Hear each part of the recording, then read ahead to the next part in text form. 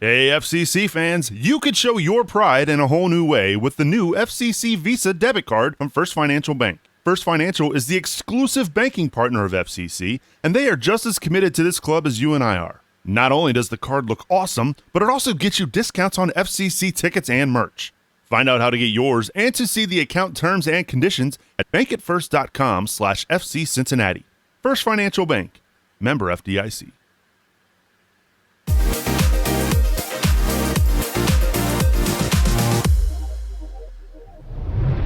Hey, what's happening, CS Tiers? Welcome to the big show here on a Monday evening. FC Cincinnati, well, they didn't lose over the weekend, but they did win against the Chicago Fire in what was a thrilling, scoreless draw between the two MLS sides. We'll recap that match tonight here on the show. We're also going to recap the Baileys. FC Cincinnati putting on a fundraising event on Sunday evening celebrating the club's achievements both on and off the pitch this year. And our own Bill Wolf was there, so we'll be looking forward to getting his take on everything that occurred at the Baileys.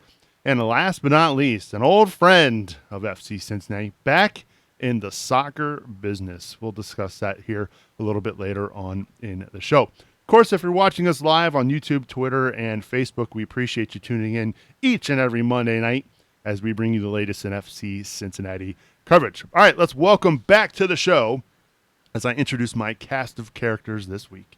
We welcome back to the show the birthday girl, Miss Trisha Hauser. Trisha, welcome back to Cincinnati Soccer Talk. How are you? I'm well. I am 1 year older, and I would like to also wish Bill Wolf a happy birthday because we share the same birthday. It's a beautiful and glorious day. Right on cue. Trisha, it's like she runs the show or something. Good to have you back on the show, Trish. And we're also, as she mentioned, very happy to have the Wolfman, Bill Wolf, back on the show. Bill, happy birthday to you as well. All right. Thank you. And happy birthday back to you, Trisha. So, yeah, definitely September 22nd was a very good day. Of course, I'm like twice her age, but, we're going to not, worry about that detail. We're both very young. At heart.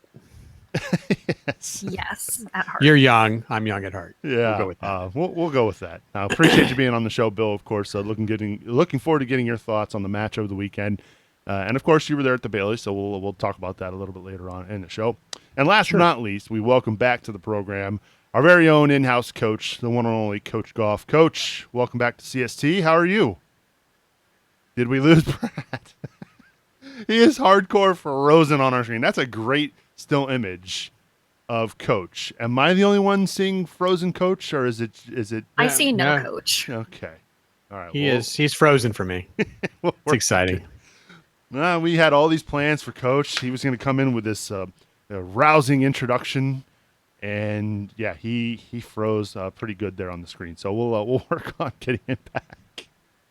Oh, man. It wouldn't be an episode of CST without some gremlins here on the show. All right. As we mentioned, FC Cincinnati, over the weekend, they didn't win, but they also didn't lose. And they managed a scoreless draw against the Chicago Fire, Trisha and Bill. So I'll start with you, Trisha. What were your thoughts on the match as a whole? The first half, I don't even really remember because it was boring, but I will take a boring first half or even a boring second half as long as it is not us getting pummeled into the ground. Because if it's boring, we're not doing so badly to where I'm standing there becoming a meme like, what is this? Why is this happening? So there were positive takeaways. The second half was a lot better. The last 15 to 20 minutes were absolutely thrilling. So that was good. I almost got hit in the face with a soccer ball and, almost died on my almost birthday, but I did not. All right. Which is good. Well, I would have died in my 20s, but, I had to hit 30. So again, let's not remind the viewers of your age and my age. We'll just leave ages out of it. But they don't know how old you are, Bill Wolf. And we will never tell them. It's a secret. All right, Bill, what did you make of the match? Well, it was like a win, I think, to be fair. I mean, no, we didn't win, but We've had a rough season. We've had a tough season. We've been pushed down many times. So to come back to a second shutout in the a couple week span or a week span even, it's just a phenomenal feeling. I think to see the team finding a way to get through games. Obviously, there was some rough points and such, but yeah, I mean, like Tricia said, we had a couple good opportunities in the second half. We opened up space a little bit more, and I think it was 79th minute, 80th minute. We had two like really good chances that literally could have won the game for us, and we didn't make them in, so we ended up with a 0-0 tie. But I was smiling at the end. The players were smiling at the end. The Bailey was singing and rocking, and like I said, it felt like a win. So, and more importantly, not that this has any meaning, or I mean, I guess we could take a little bit of some positives from this. That in 3 tries against the Chicago Fire, they have yet to beat FC Cincinnati. The Open Cup a couple years ago, earlier this year, FC Cincinnati knocked them off there in Chicago, or as we really should say, Bridgeview. And then over the weekend, a scoreless draw. So they still have, if there's one positive to take away from this, Tricia, the Fire have yet to beat FC Cincinnati. And they never will. Well, I don't know. I probably just jinxed it. But I was trying to be like happy and positive, like, yay. Because I feel like drawing us a scoreless draw is one of the more humiliating things that can happen in MLS currently, unless you lose to us. And then that's pretty humiliating for them. So yeah, I think Coach might be I'm back. excited. Yeah, and look, it wasn't pretty. They still have yet to beat FC Cincinnati, as we think, as Bill mentioned. I think we have Coach back. Coach, are you there? Yeah, I'm here. I had to stop because all this birthday talk, I had to run to get some cake, but I'm back. You're welcome. And I am much more pleasantly fed. And you guys will all thank me for it later, since I'm not as grumpy as I was a minute ago. Well, we appreciate you going through getting that computer restarted so we could have you on the show this week. We kind of were talking about the scoreless draw, Coach. What did you make of the match overall? Yeah, listen, I've been saying since pretty much we started to really realize how bad this team was, how difficult a time we were going to have, that I wanted to see improvements in little ways, just different things I could hold on to, similar to watching a team in preseason or something. And I started to see a bit of that. I don't think McCabe's performance was outstanding by any stretch, Tommy McCabe, but I think it was really solid. I think he showed he belonged at this level. I was glad to see Zhao get a 45-minute run. Etienne played most of the match, things like that. I'm starting to see these pieces come together and starting to see some of what they can do. I mean, none of it was unbelievably scintillating to watch or anything, but there were moments. And I think that as an FCC fan, that's what you want to see right now. Little moments building towards something better in the future. I'm glad that you mentioned Joe Zhao there. I was fortunate enough to have the Chicago Fire broadcast, and they were not saying his name correctly the entire night. They were saying it Schwau.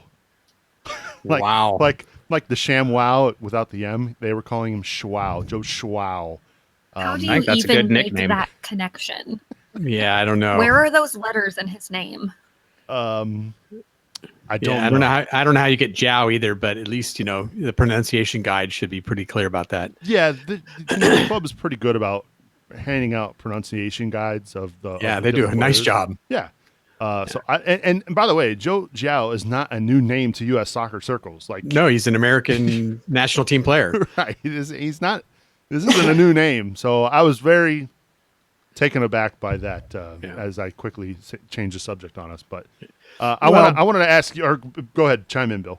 I was going to say, if we want to talk about glad he mentioned a player, I was going to say I was glad he mentioned McCabe, because I think that's actually a great subject to talk about. McCabe, obviously another one of the super draft picks, young kids that we brought on.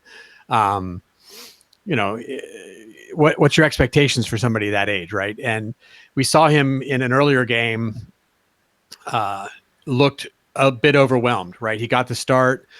He came out strong for maybe 5 to 10 minutes. And just as the game built, he just slowly got less and less secure in his position. You could just tell he was in a don't want to say panic mode, but he was definitely overwhelmed by the speed of what was going on around him.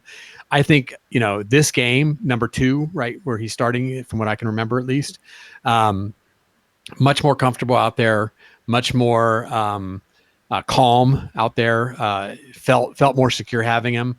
He did play defensive quite a bit, meaning he tended to go backwards. And a lot of people criticized him for that. But I think also in the situation we were in where we weren't really pressing, excuse me. I think that's a reasonable thing to do. And, again, for a young kid who's trying to get his feet, I think, he showed that he does deserve to be there. And he certainly was probably in the mode of, I don't want to do something wrong. So he was being maybe a little bit more negative than we would like out of a 6. But still, I think, he put in a solid performance for us. And still, if you think about it, Brad, that, a year ago, this kid was playing Division I soccer. There's not many kids in Division I soccer that are starting in Major League Soccer less than a year later, right? Did I lose Coach? No, I'm here. Moved. Just having a hard time hearing. Sorry. Okay. Something that I wanted to say about McCabe, building off of what Bill said, is, when you watch a player, if you want to see if he is panicking out there, if he looks comfortable, I think you can watch 2 things: watch his feet and watch his eyes. Players that are playing under a lot of pressure and feeling that pressure are going to pitter patter their feet a lot. And they're going to be moving their eyes very rapidly around the field, looking for that next pass, really trying to figure out where they're going. And I saw the same thing that Bill saw. That first match, I had written in my notes, McCabe looks panicked. This match, it was much more smooth. He led the team in passing, and other than that, he didn't make any key passes or any really great contributions. But as a rookie, in his second match or maybe third appearance, I really thought I was pretty impressed with the kid, to be honest. Yeah, I was too. And I hope Coach, can you hear me? He cannot hear me. Yeah, I can barely. Oh, you can. Okay. All right. Well, that's good. At least he can still hear me as we work on that side of things. So over the weekend, FC Cincinnati achieved something for the first time in their history, believe it or not. I should say in their MLS history. Can any one of you 3 tell me what that was? I can. Well, of course you can, Bill. Trisha, do you know? Of course, Bill Wolf can. Bill Wolf knows everything.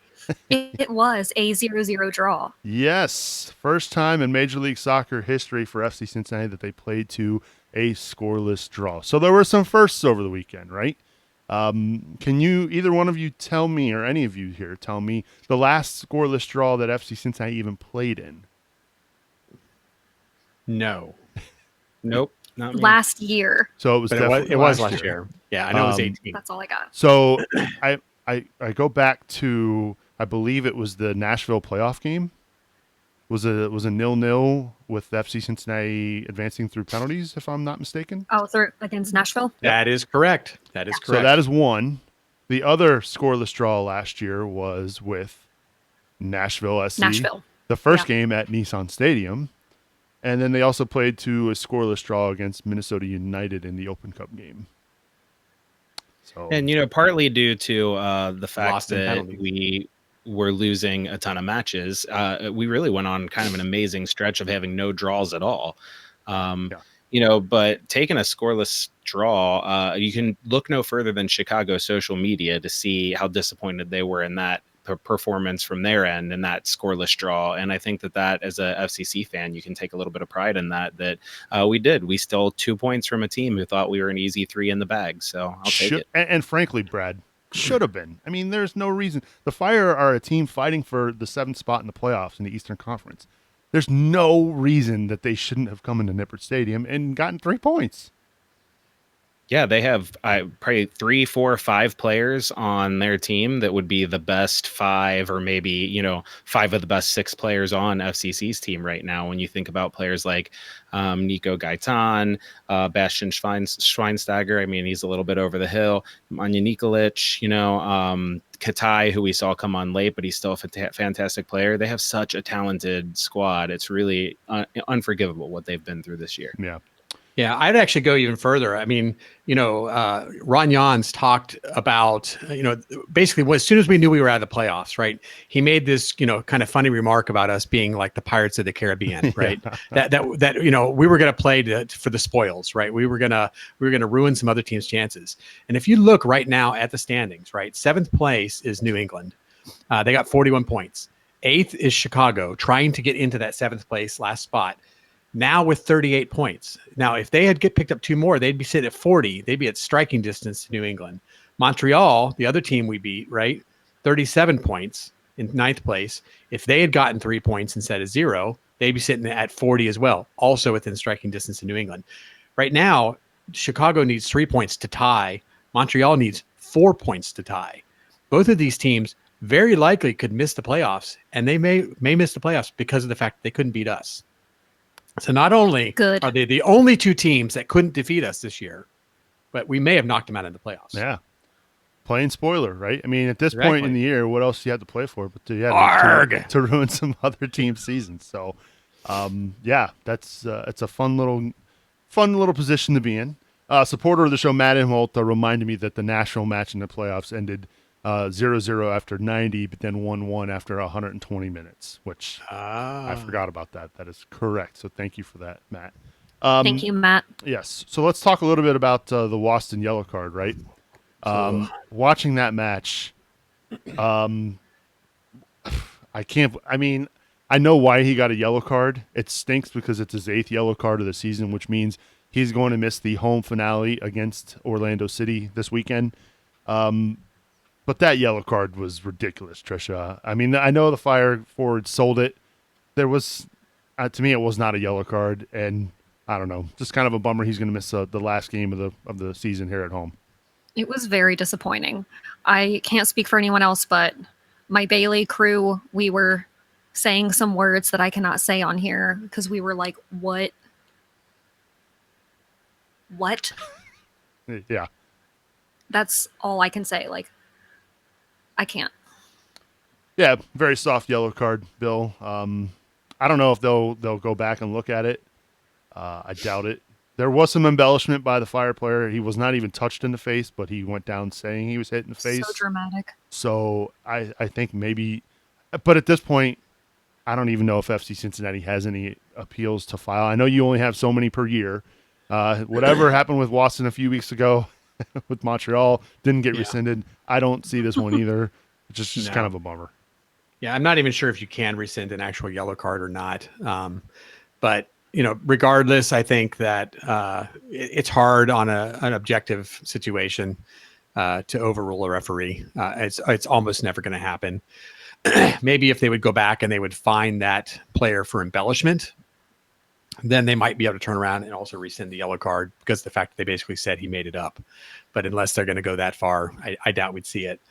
My feeling is it may have just been Waston, wrong time, wrong place. If you look at the actual yellow cards that the referee gave out, he basically gave out 3 yellow cards and only in the first half. I think the game was starting to pick up. Obviously, both teams were feeling that they wanted to get something out of this game.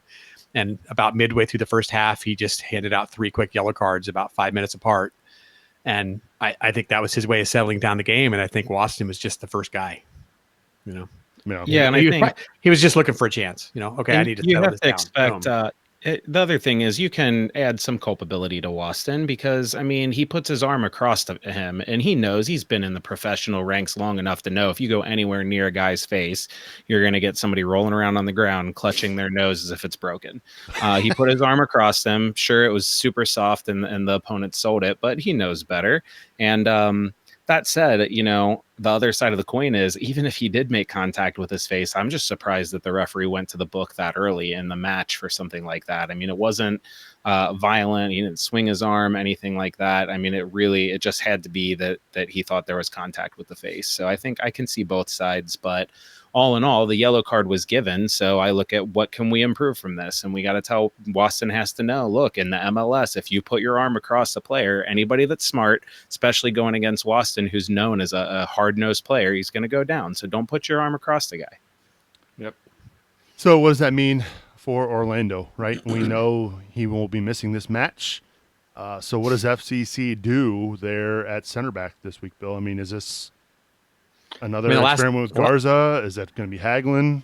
Seems like we went with Hagelin last time, so my guess is we'll do the same thing. So I'd be pretty shocked if Hagelin didn't get the run out there. Especially the home finale. I mean, the only thing I could see is if you really want to start Gutman alongside Garza as sort of like a mentorship type of thing, where you put Garza in at center back, but more as like a, hey, Garza, we want you constantly in Andrew's ear, adjusting his position, kind of the veteran with the youngster there.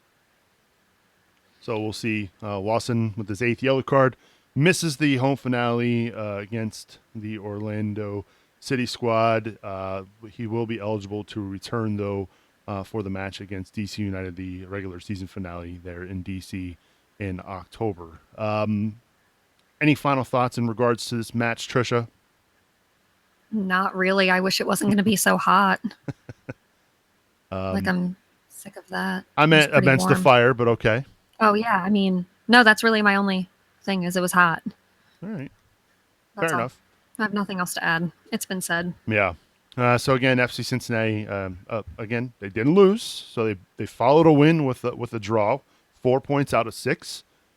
Baby steps for the orange and blue, right? I mean, at this point, you take the small victories and build upon that heading into what will be next season. We had the Atlanta match in between, so.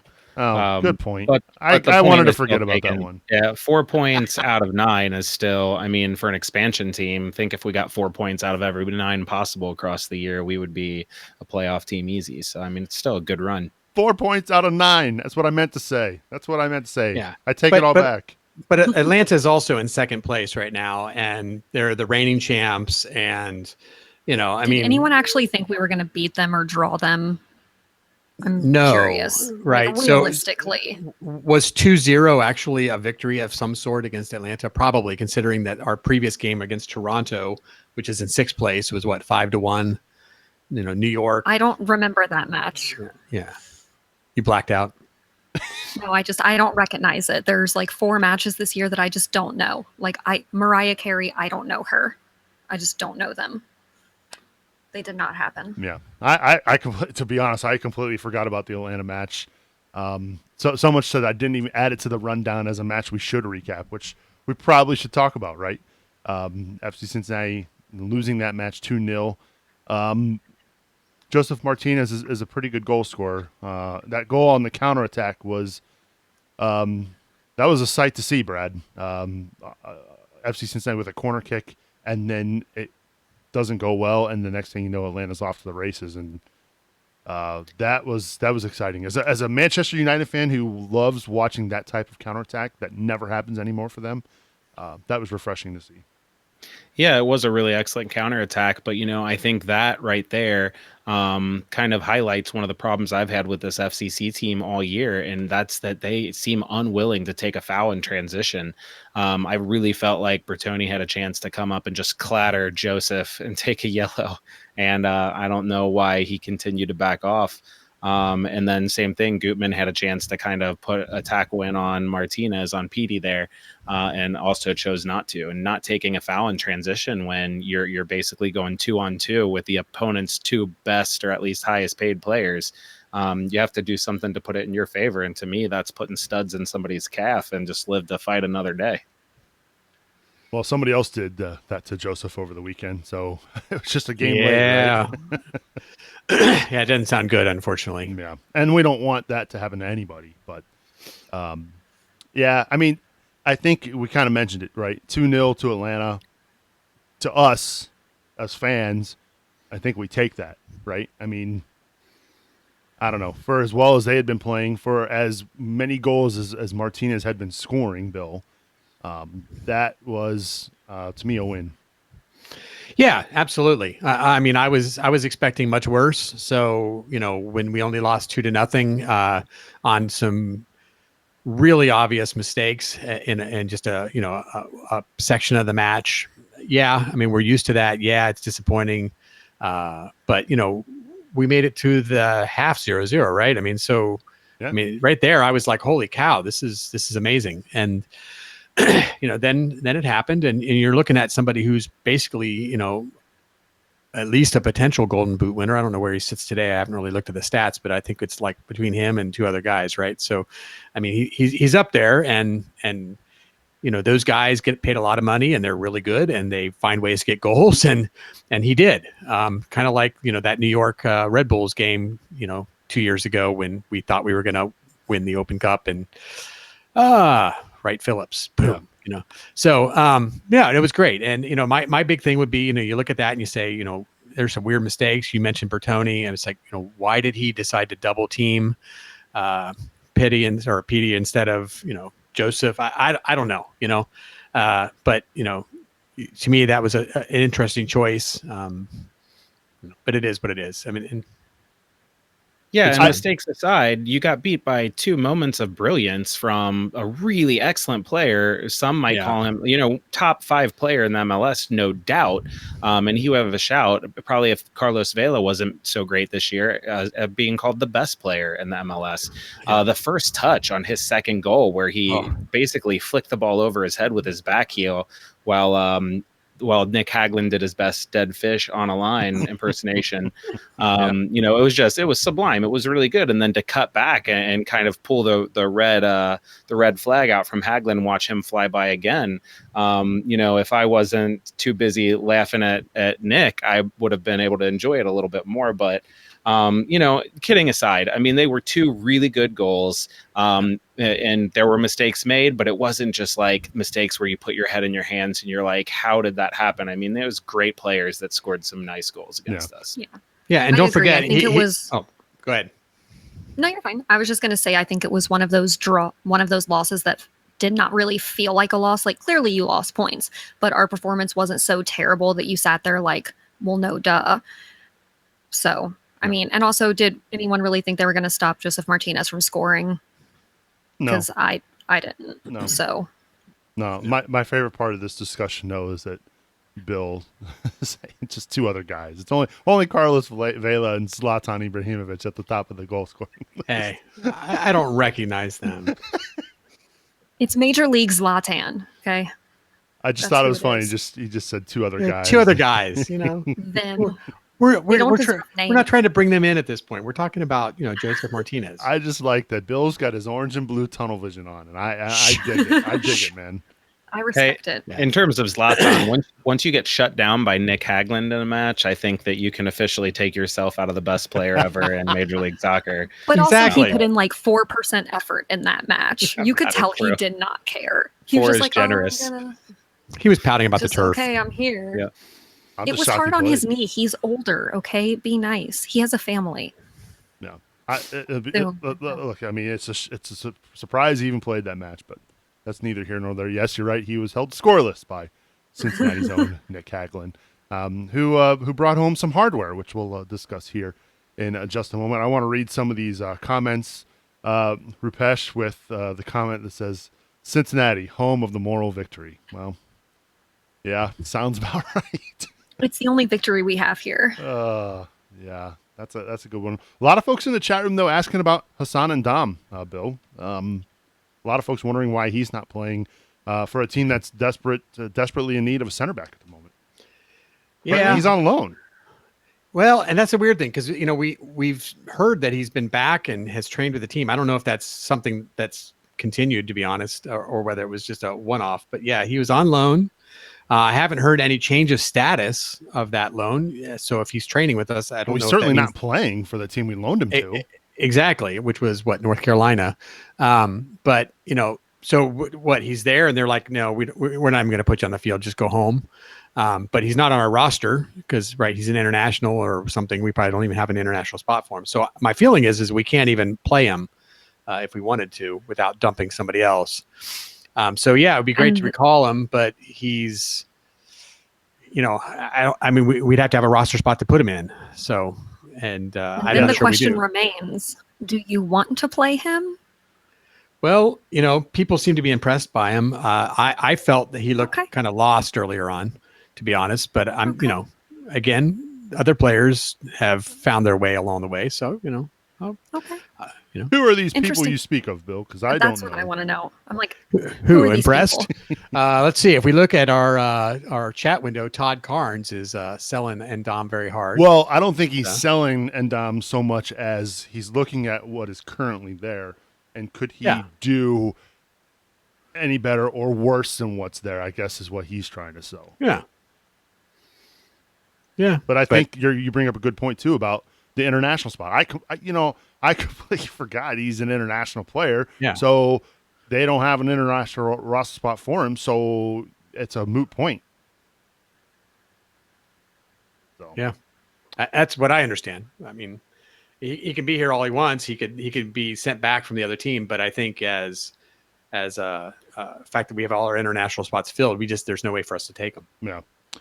He does bring up this point though. He says, "Why wouldn't you?" He shut down Adi last season. Well, Who hasn't? that's not necessarily the number one argument I would Is use. that a great argument when like everyone can shut Adi down? Is that saying more about the defenders or is that saying more about Adi? Coach, mean- you want to take this one? This is great. Yeah. Todd's like having a live conversation with us on the Facebook chat right now, right? As we're talking, he's like responding to us. It's fun.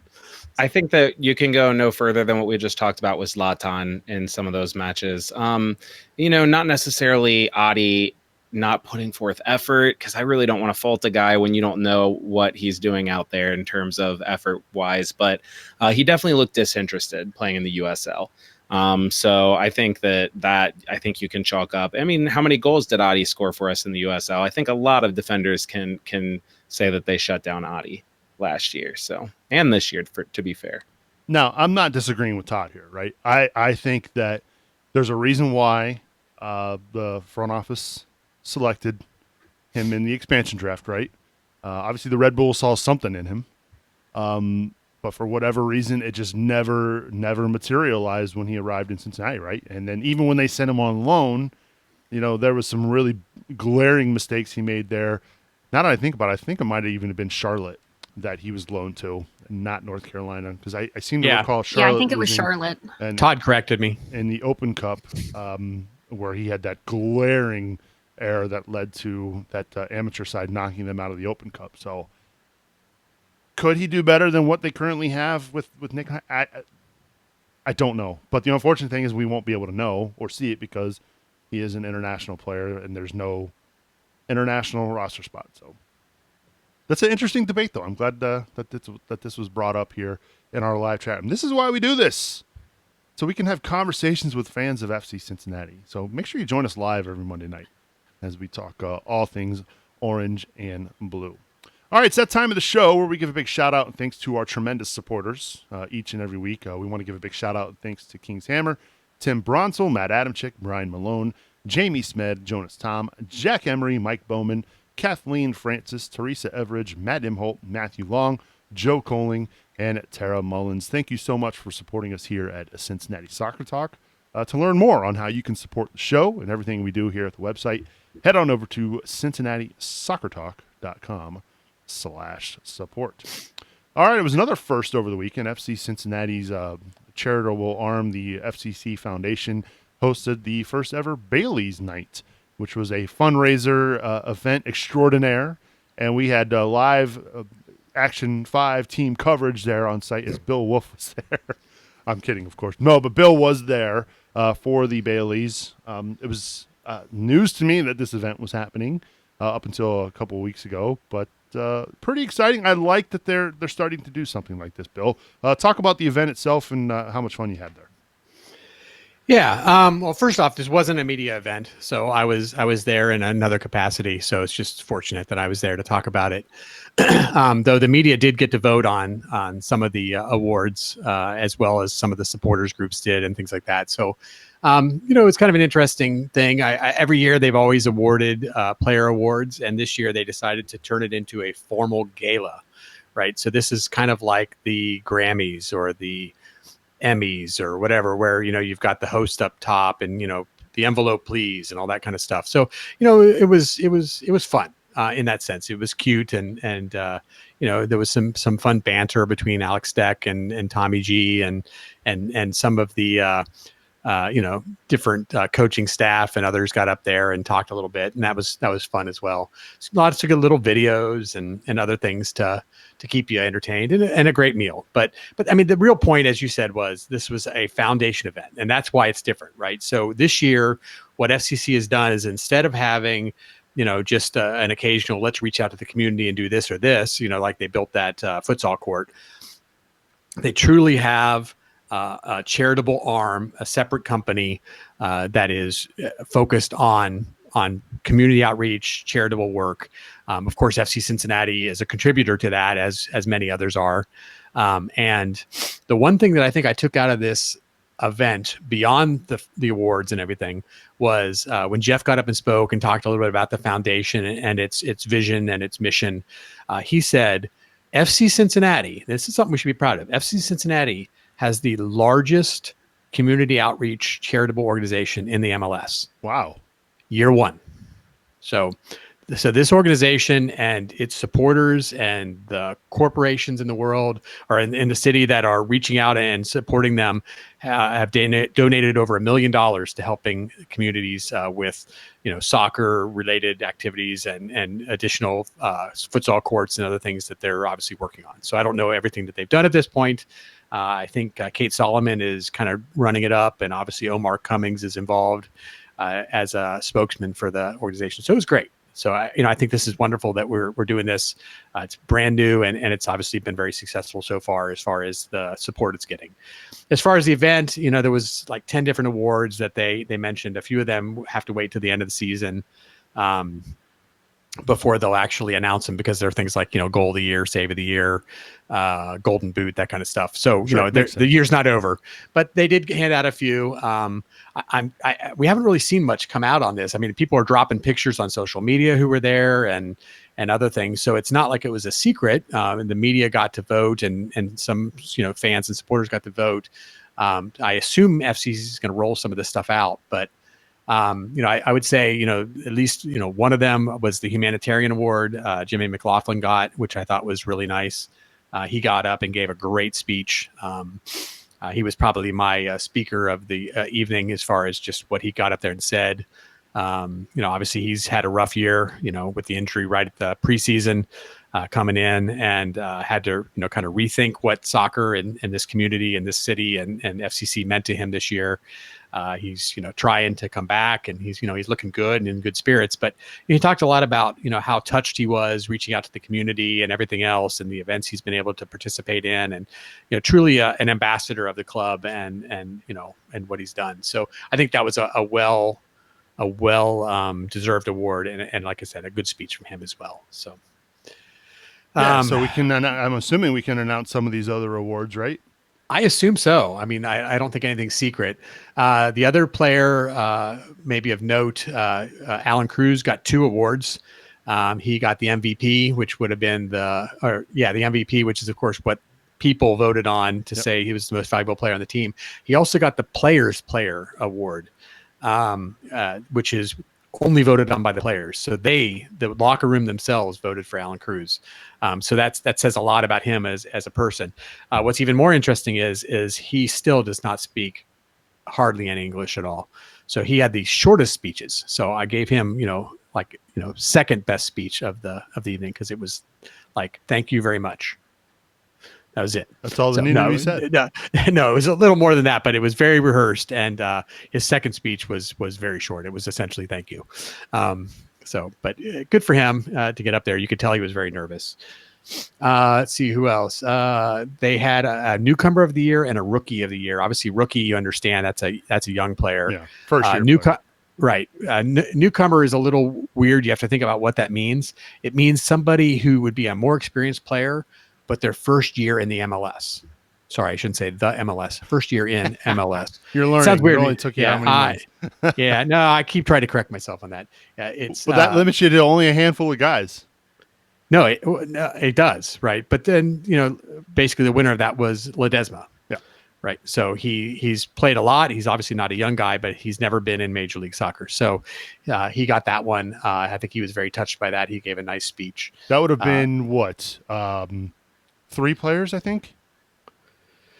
Because I mean, Jimmy doesn't really count. He didn't play this year. Corbin's played in Major League Soccer before. Yeah. Well, in fact, Jimmy has MLS experience, so it would have been down to Ledesma, TT, Bertone, Hoyt. What about Michael Vanderveer? Yeah. Wow, those are. Yeah. All right, I'll give you that. Yeah. So maybe it's more than we realized. Yeah. We have some international players who, in fact, it's Alan Cruz played in the MLS. Right. That's a good point. I don't know. I don't think he has. But no, anyway, he has not. So there was that. Rookie of the Year is an obvious one. If anybody couldn't guess that Frankie Amaya was going to get that one, they were dreaming. He also gave a very good speech as well. A little nervous to start. Said this was a smaller room than the Super Draft, but it was still bigger than he was comfortable speaking in front of. Yeah. So, and then let's see what else we had. Did Deplan win? He got Defensive Player of the Year, right? Yeah, Defon got Defensive Player of the Year. Trisha, what do you think of that? Clearly, you're Makes quite my happy. heart happy. But yes, he beat, I made a heart with my hand. He beat out Spencer Ritchie. That's fine. Okay, I wasn't sure where you ranked him. Y'all just try to beat me down because I love Spinny, but Deplan is number 1 in my heart. Oh, what about Leo? He's just too stupid pretty. He really is. Like, honestly, he is so pretty, it's stupid. That might just be the name of this episode. Too stupid, Stupid pretty. And we're not talking about Bill. No, definitely We're not. also talking about Bill, except Bill is not stupid. It's Brad Goff, Coach Goff. Although the best part, I love the chat room. Matt says every time the camera goes to Brad, his beer's at a different level. I'm just trying to keep up with you guys here. I'm working on it. So Deplan, the winner of Defensive Player of the Year, what are your thoughts on that, Brad? Yeah, I think what's interesting about that is he had to beat out in that one. You talk about Ledesma not having much competition. Deplan had to beat out some players, in Kendall Waston. And Spencer Ritchie had a pretty good year up until his injury, so I think that just in terms of the inconsistency that some of those other players have shown, I don't think Deplan has been unbelievable by any stretch, but he has been really consistent this year, and that's a really good quality to have in a player, especially a defender. So I'll take it. I think it's a good award for him, and I think he should be proud. Yeah, not just consistent, but also versatile, right? I mean, he's played left back, he's played right back, and he's even had to play center back. So he's shown that, where we need to fit him in, he'll fit in, he'll do the best he can. So yeah, that was kind of an argument we got last week with our player nomination for Player of the Year, which ended up going to Manu Ledesma for the fan vote here on Cincinnati Soccer Talk. But a lot of folks chiming in that they thought Deplan was the MVP of the team this year. I personally don't think he did anything to really wow us. He was just a guy who showed up every week, and that's not a great thing, right, Trisha? You're asking me I'm asking if it's you. a good thing if he showed up every week. I would love to see him every Matthew week. Deplan is like the Subs of Cincinnati Soccer Talk. He shows up every Monday, but doesn't do anything special. I'm going to give you like 30 seconds to take that back because it's my birthday weekend. And do you really want to hurt my feelings? I'm not hurting your feelings. I'm not trying to hurt anybody's feelings. But actually, don't tell anyone that. They can't know I have feelings. But I don't know. It is what it is. You are right? unimpressed with him. And that's fair. Maybe not. I don't think unimpressed is the right word. I think maybe expected more from a guy coming over from Europe. I expected more from a lot of people on this team. Yeah, he played out of position half the year. There's only so much you can do with that. He played alongside a bunch of different center backs. Yeah, he had different wings in front of him all the time, building up that winger outside back partnership of when to overlap, when to sit underneath, when to cut inside. That's important. So, and let's be honest here, showing up every week is more than a lot of the roster can say right now. So, don't discount that. I love Kendall Waston, but I mean, how many yellows has homeboy gotten? And also international duty, which good. That would be 10. Very exciting. Kendall, but I mean, he did the best with what he had, and putting level of beauty aside, which apparently here we judge based on talent and not also talent and looks. Weird. But anyway, I think he's done a pretty good job this year. And I think compared to the other players up for it, I think it makes sense. Right. I think from a defensive standpoint, I would give him the award for sure. But when the other folks were chiming in, arguing that he was the MVP of the team this year, that's where I kind of took exception to that one. I agree with that. Not MVP.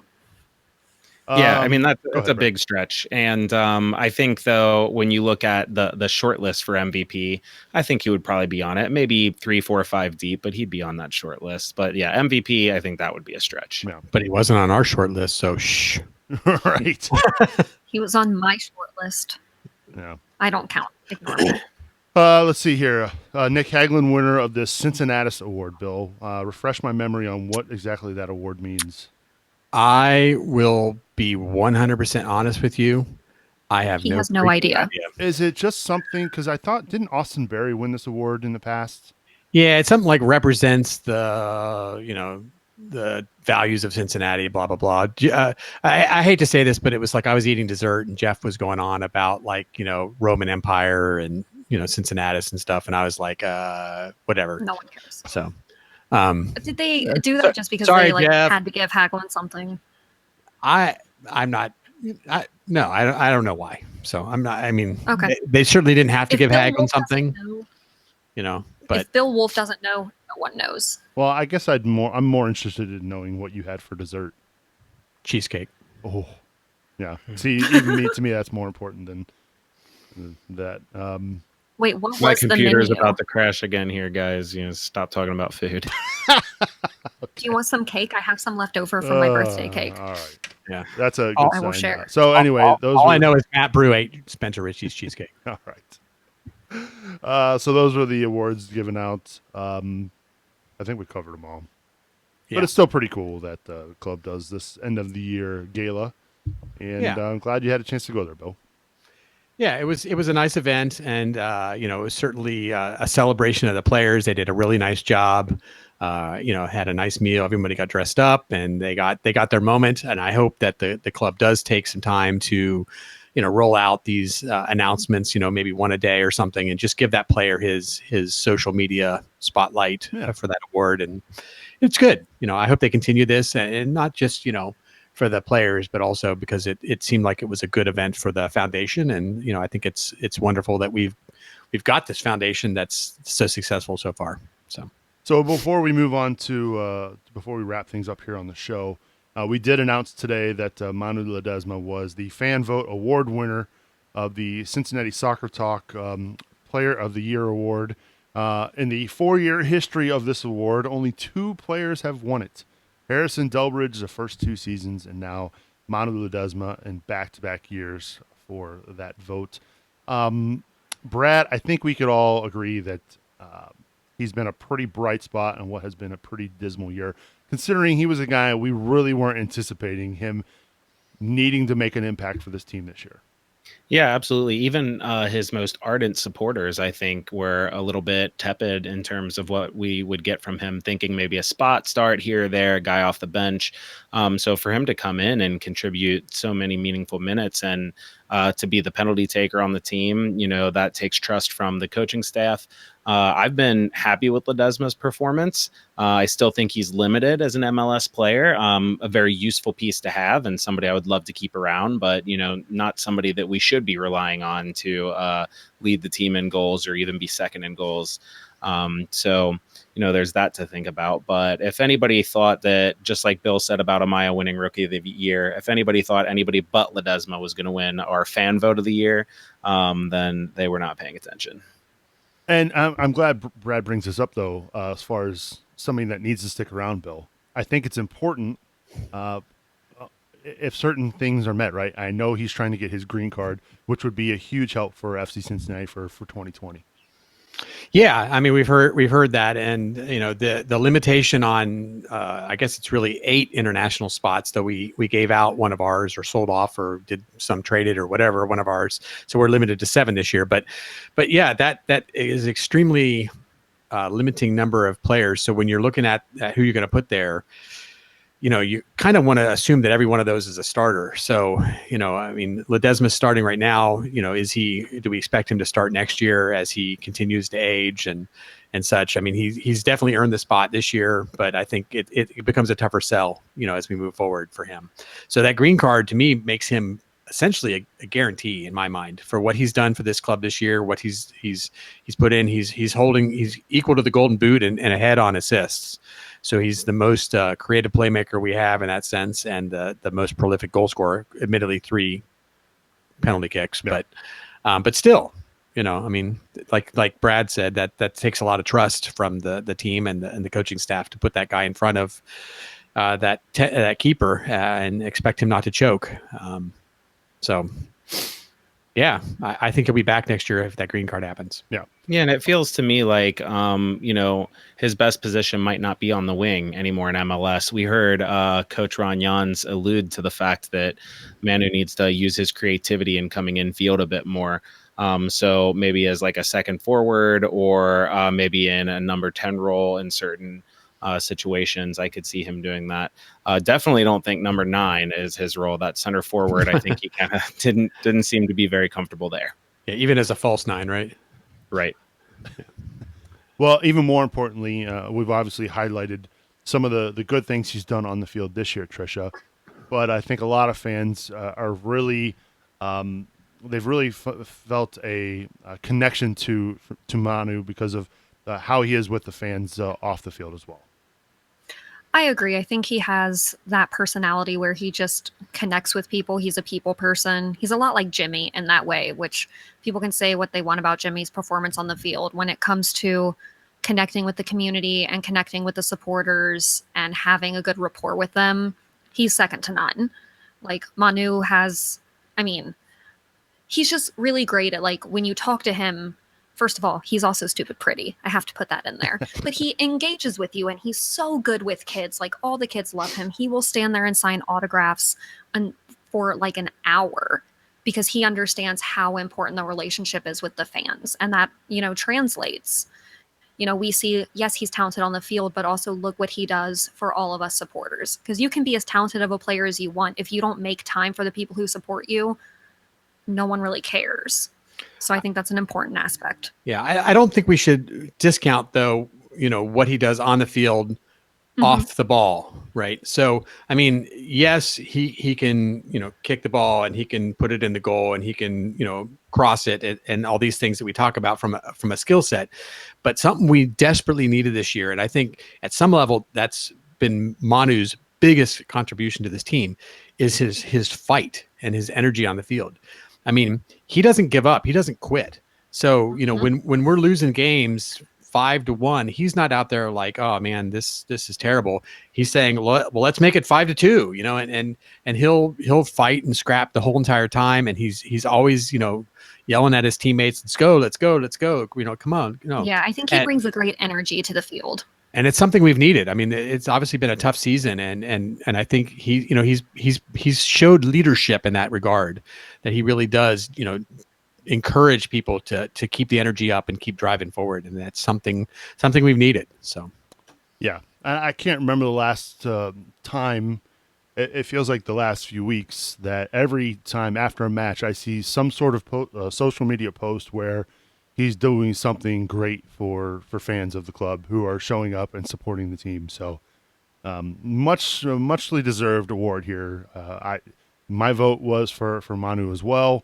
So yeah, I agree. I think it's been a really bright spot for a year.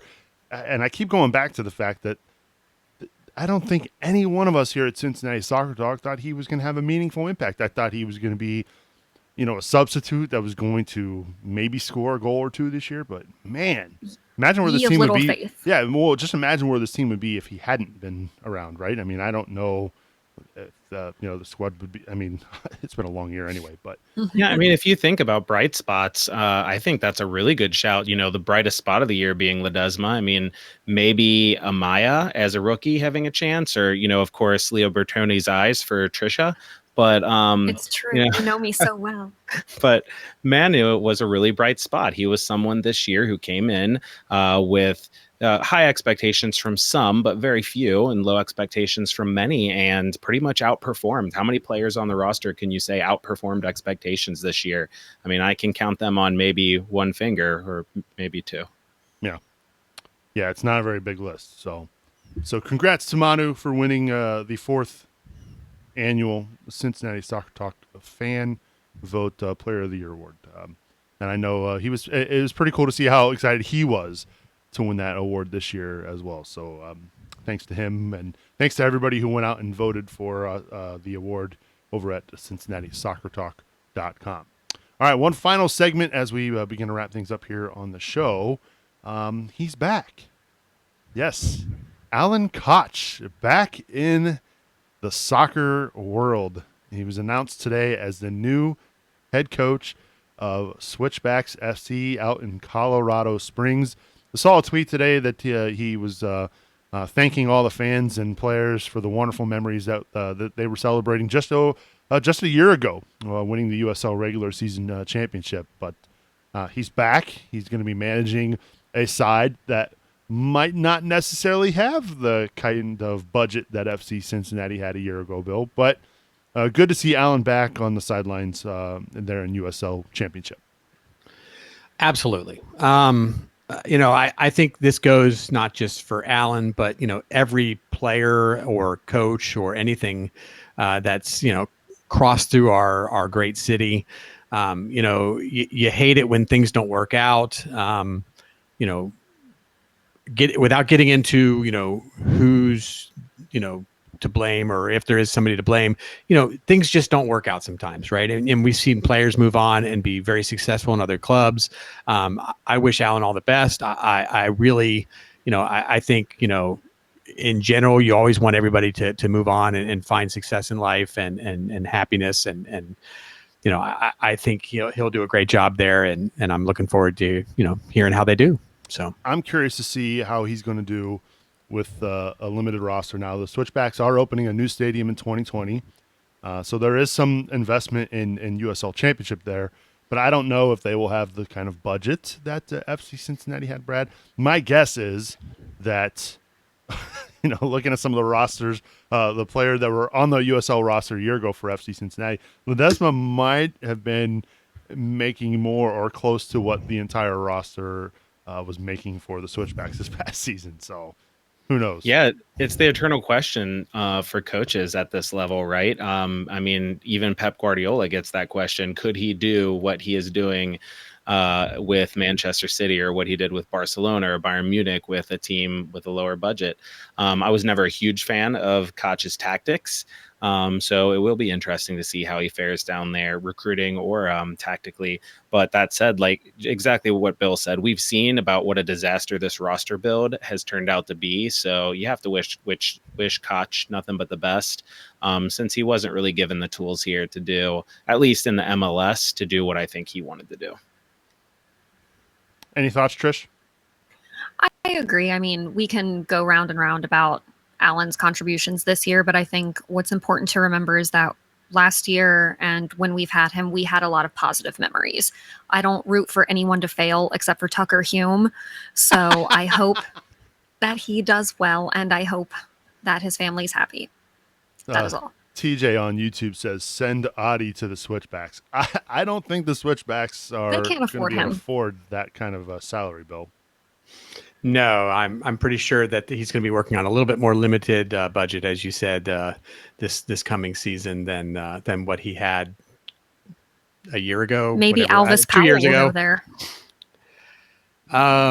Even he might be too expensive. Yeah, I'm not thinking that either. Yeah. So, but no, he'll, again, I love to see people, go on and find what works for them. Sometimes it's frustrating to me, and I know it's frustrating to our fans when a player's here and they just don't seem to click, and then they go off and suddenly they're scoring, 13 goals or they're, player of the week or whatever. And you're like, where was that player here? But that's just the way it is. People don't click with their teammates. They don't click with their coach. They don't play in that style. whatever. And I'm hopeful for everyone to be successful in life. Alan was a great guy. I sat across the table with him and had a beer. We've discussed soccer and players, and I hope the guy finds success, and I'm glad to see him back and not just kind of in a black hole somewhere. Yeah, and he had the opportunity, right? Now, do Yep. I think it was obviously going to be tough for FC Cincinnati to not bring him back after the year that they had, to not lose a game from May until October is ridiculous, right? That doesn't happen Absolutely. very often. Now I know he had the best roster money combined USL last year, but I'm curious to see how this is going to go for him in Colorado. So I wish him nothing but the best, and I hope that he has some success there with the Switchbacks there in USL Championship. So everybody a lot of us who are fans of soccer are still following along with what's going on in the USL. That's where our roots are. I always check back to see how things are going down there, and it's a good league, and he's going to hopefully have some success there in Colorado Springs. All right, as we begin to wrap things up here in the show, as I say that multiple times already here, I just want to remind you, make sure you get subscribed to the show so you don't miss a single episode of Cincinnati Soccer Talk. We've got March to Match Day coming up this week. Boston Razzle Dazzle Brazzle and the Wolfman, Bill Wolf, going to be bringing you this week's March to Match Day as we visit with Eddie Cruz of the Orlando Lions Den podcast to talk about this week's match against Orlando City. So make sure you get subscribed so you don't miss that episode. And, of course, I just want to remind you that we do record the show live every Monday night at 9 o'clock. But if you can't make the live show, you can always download our audio on demand by subscribing to the show on Apple Podcasts, Spotify, Stitcher, TuneIn, wherever you can find podcasts. We're even in Pandora as well now. So make sure you get subscribed so you don't miss a single episode of Cincinnati Soccer Talk. All right, we made it through almost an entire hour with no gremlins. Thank the Lord, right? So we'll wrap things up. Brad, Coach Goff, final thoughts as we get out of here. I appreciate you being on the show, as always. Yeah, I'm happy to be here, at least for, the last 55 minutes after I ran to get my cake. As we head into the last match here, I would say I'm excited to see some more of the kids play. I would like to see McCabe get another run out, see Joseph Claude Zhao and Etienne. Schwau. Yeah, Schwau, which I think should stick around as his nickname. And hopefully we can roll into this off season and to the most beautiful time for all of Cincinnati sports fans, whether it's the Reds or the Bengals, is the off season when you can dream your dreams of a new season until your hopes get crushed into 1,000 pieces on the opening day, whenever that is. So let's hit the off season on a high note here. Yes, absolutely. Good stuff, Brad. As always, appreciate you being on the show. Yep, happy to be here. All right, final thoughts from, we'll start with you, Trisha Hauser, the birthday gal. Anything you want to say before we get out of here? I'll echo Coach's sentiments. I think looking ahead, we only have 2 matches left, and let's give some of the younger guys more time. I would love to see Tommy play some more, and Schwau. I just like saying that. Yeah. Orlando City, I think that'll be a fun match. So I'm going to go into it with some positivity, but also hoping for the off season because this has been really depressing. Thank you for being on the show, Trisha. I know it's been a few, feels like a while. For those of you who are not new to the show, Trisha has been involved in moving to a new location there. The background you've got there it's almost like a professional studio you've got there. Yes, it's me and Spencer right up here. Nice. An orange and blue painting that my friend did, and then soon there will be a picture of me and Ron Jans up there because I have one of me and him and Abby, and he's our best friend. Awesome So stuff. You did a good job with it. Yes, well done. Thank you. I know you put a lot of hard work into that. So good job. I did. My dad helped me make my scarf rack. He used a hacksaw and cut some pipe. What's a hacksaw? I'm kidding, of course. I'm not. You know what that is. He wouldn't let me use it. I don't know why. Weird, but that is courtesy of my Pip Pop. Oh, well, cool. It looks good. Well done. Thank you. All right. Final thoughts from the Wolfman, Bill Wolf. Everyone's so positive. Are you going to bring us down? No, I'm not. Do it. Oh man. So on Sunday, we play James O'Connor's team. I wish I Barf. would have been prepared and had my little image of James to show everybody. With his B hat. Exactly. Barf. Exactly. We have failed I'll as get it. supporters. Anyway, yeah, you can grab it while I'm working on this. So Orlando sits in 10th place with 36 points. They need to win their last 2 games and get some help to make the playoffs, but they are not out of the playoffs as of this point. On Sunday, they need to be out of the playoffs, right? We need to knock them out of the playoffs. So I am really looking forward to this game. This is the one game. I mean, Montreal was great. Great to get a point, from Chicago. But this is the game that if we can take a point, take 3 points, knock James O'Connor's purple Mimis out, this is it. So everyone be loud, be proud. Orange and blue. O'Connor's going down. Can they play spoilers 3 weeks in a row? That's the question. It won't be in a row Yes. because Atlanta. Oh, well, hey, I yeah, can't- Atlanta was in the middle. So actually, you're probably right. 3 weeks in a row. 3 weekends Yes, in a row. let's How do it. about that? Why not? Why not? And also, I'm a fan of us crushing anyone's dreams, so let's do it. Yes, Especially if they wear purple. Exactly. I believe in Ron Jans. He can do it. Oh, Me all too. right. Yeah, I believe in Ron. Ron. Pirates of the Caribbean. Ron. Yeah, we're doing AC/DC Thunderstruck right now. Ron Jans. Hopefully, the YouTube gods don't come back and flag this one as copyrighted material. Anyway, Oh. I'm kidding. Of course, they're not going to do Thanks, that. Bill Wolf. You ruined it. I know they're gonna hear my wonderful singing and they're gonna say, "Oh, that's Can we edit that part out? sounds just like AC/DC." See, Man. the thing about that song, Bill, is there's quite a bit of drums there, right? And little bass drums on the Thunderstruck. Oh yeah, you betcha. Just listen to the Bailey when he walks by. That's right. Appreciate you being on the show as always, Bill, and happy birthday to you. Thank you, Oh, sir. can I add that Sunday is Ron's birthday? How do you know this? I Googled it. I got him a birthday card. Oh my It's totally normal. It's totally normal. She said Don't judge she said they were best friends. We're best friends. She was chatting him up at the Why town does no hall. one believe me? He said my name sounded like Treasure. So we are best friends. Wow. Okay. You guys are just jealous that I got him a birthday card and I won't let you guys sign it. That's gonna be tough for me to do being up here, but sure. I'll let Bill sign it. Okay. That's cool. Well, cool. Well, happy birthday, Ron. Hopefully you have a birthday present in getting 3 points against Orlando City. See, I'm telling you, it's destiny. Yeah. Spoiler: Pirates of the Caribbean. Arg! All right. Get the treasure. That's our cue to get out of here. My thanks to these three for being with me this week. Of course, huge shout out thanks to everybody who tuned in live tonight. We appreciate each and every one of you chiming in on Facebook, YouTube, and Twitter. It's always a fun time recording this show for you folks each and every Monday night. We will have March to Match Day coming up later this week with Boston and Brad. So for Coach Goff, Bill Wolf, and Trisha Hauser, I'm Subs, reminding you to watch your tackles, and we'll see you all next week.